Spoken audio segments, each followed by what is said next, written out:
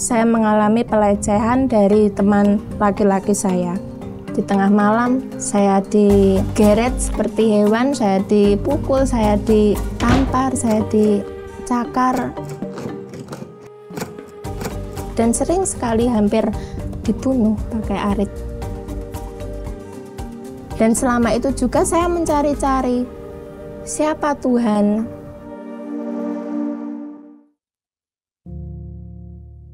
Saya Kristen sejak lahir dan orang tua saya Kristen.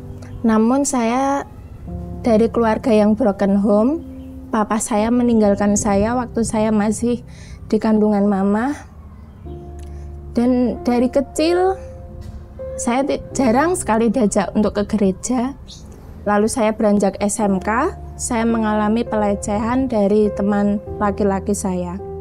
Dan tidak berhenti hanya di situ saja, saya juga mengalami bully. Maaf panggul saya yang agak besar, terus mereka mengejek-ngejek saya seperti itu. Lalu dari situlah saya timbul akar kepahitan dalam hati. Saya jadi benci orang-orang Kristen, saya benci gereja.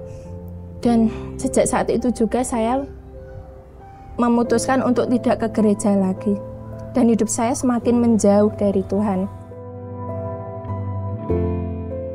Di tahun 2016, saya untuk yang pertama kalinya bertemu dengan suami saya. Lalu 2017 memutuskan untuk menikah. Dan di situ saya setuju kalau saya diajak untuk pindah agama. Dan setelah pindah agama itu, saya diajarkan bagaimana cara-cara sembahyangnya. Dan saya mengikuti, namun tidak ada damai sejahtera yang saya rasakan. Justru yang ada itu bertolak belakang. Tidak bisa fokus, berdoa pada Tuhan tidak bisa fokus. Dan selama itu juga saya mencari-cari siapa Tuhan. Karena selama saya mengikuti suami saya, cara sembahyangnya itu tidak pernah saya temukan.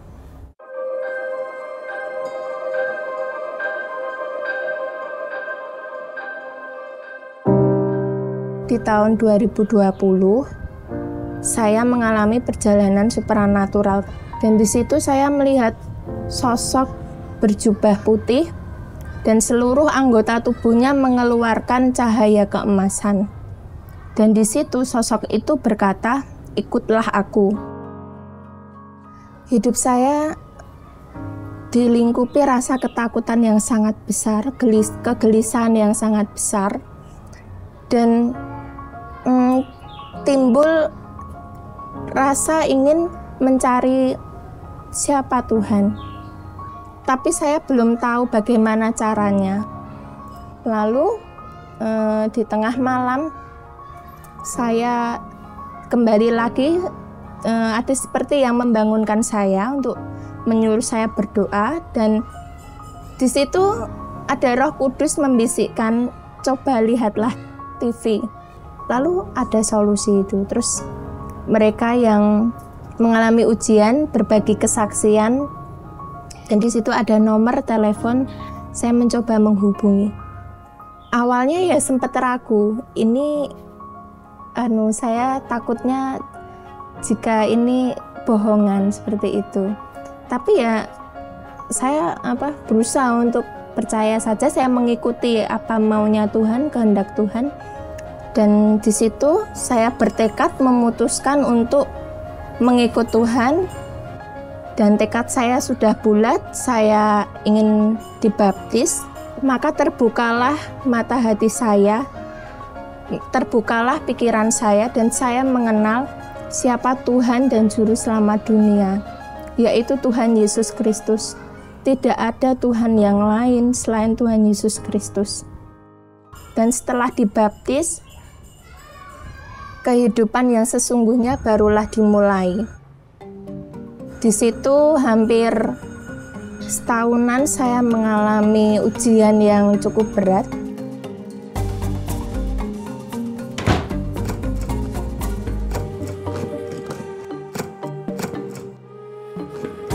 Seperti saya mengalami kekerasan dalam rumah tangga, dan sempat beberapa kali hampir dibunuh oleh suami saya menggunakan arit. Jadi suami saya itu pekerjaannya adalah musisi, tukang kendang yang tidak lepas dari alkohol. Jadi jika pulang malam keadaannya sudah mabuk dan sering mengajak saya ribut. Di tengah malam saya digeret seperti hewan, saya dipukul, saya ditampar, saya dicakar, dan sering sekali hampir dibunuh pakai arit. Dan saya juga dijauhi oleh keluarga suami, saya dibenci, saya dijadikan bahan gosip di tetangga saya karena saya ikut Tuhan Yesus. Tapi puji Tuhan yang saya rasakan, damai sejahtera dari Allah itu lebih besar daripada ujian-ujian yang saya alami. Jadi walaupun masalah itu menerpa hidup saya, tapi saya tetap pegang Tuhan Yesus. Karena saya sudah berhasil menemukan siapa Tuhan yang layak disembah. Jadi saya tetap inginnya ikut Tuhan Yesus apapun yang terjadi, bahkan maut sekalipun. Walaupun saya sering dulu diperhadapkan dengan maut, saya hampir sering dibunuh oleh suami, tapi saya tidak takut. Komitmen saya sudah bulat, tekad saya sudah bulat mengikut Tuhan Yesus sampai akhir hidup saya.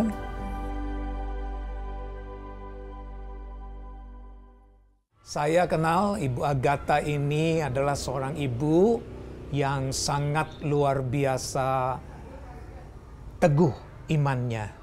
Jadi saya boleh berkata bahwa walaupun dari latar belakang yang berbeda, bersama-sama dengan keluarga, di mana juga latar belakang yang berbeda di Kota Nganjuk ini, tetapi Ibu Agatha adalah sosok seorang ibu yang memang teguh imannya, kuat imannya, yakin bahwa Yesus Kristus itu menjadi juru selamat pribadi.